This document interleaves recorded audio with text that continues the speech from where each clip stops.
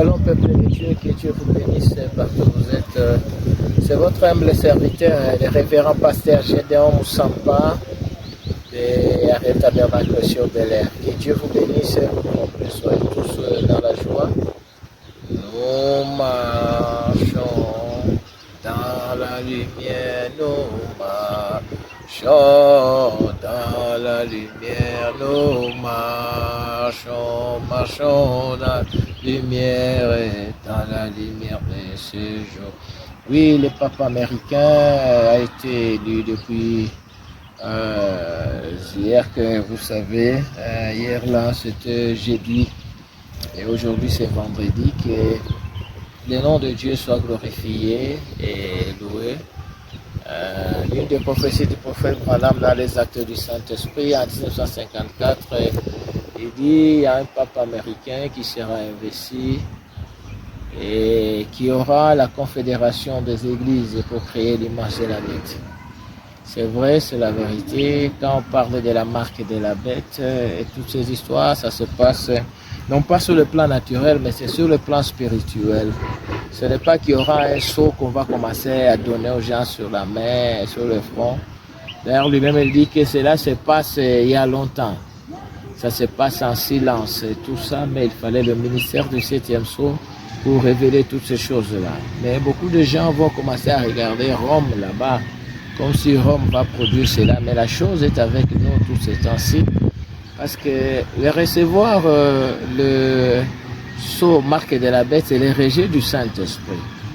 Et le Saint-Esprit, nous savons nous tous, dans Dieu son propre interprète, paragraphe 92, le prophète dit que il a été promis que l'Esprit de Dieu, c'est le Saint-Esprit, viendrait sur la terre sous la forme humaine, ou bien la forme des êtres humains.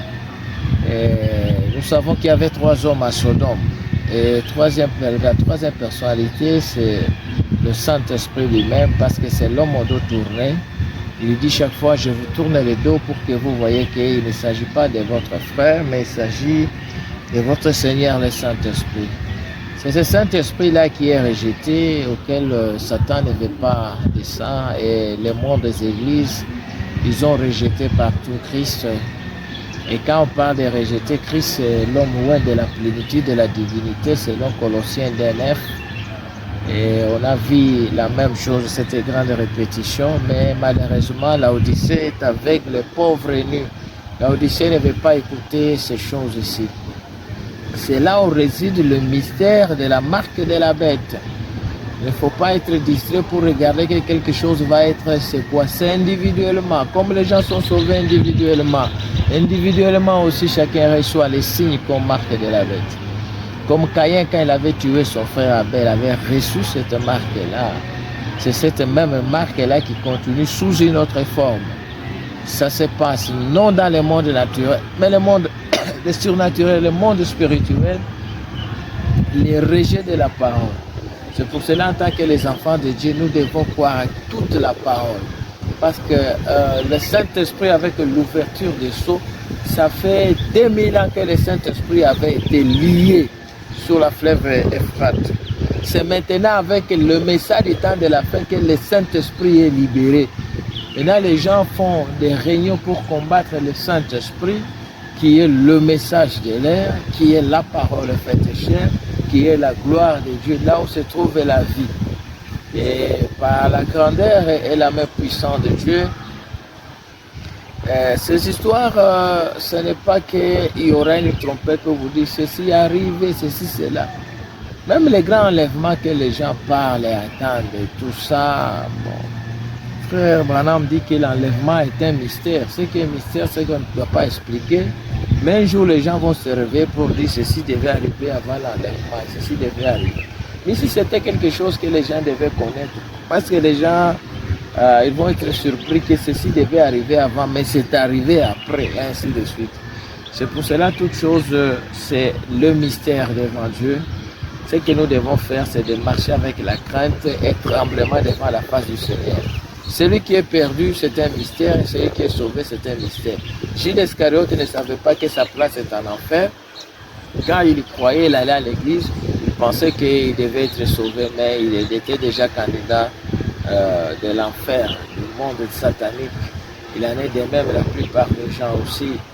Et ce que nous devons être sûrs, c'est de prendre ce message avec des mains. Et au reste, je pense que le peuple de Dieu, l'épée qu'on parle ici, que ça vous édifie et que cela vous donne la vie et que Christ soit le centre de votre vie.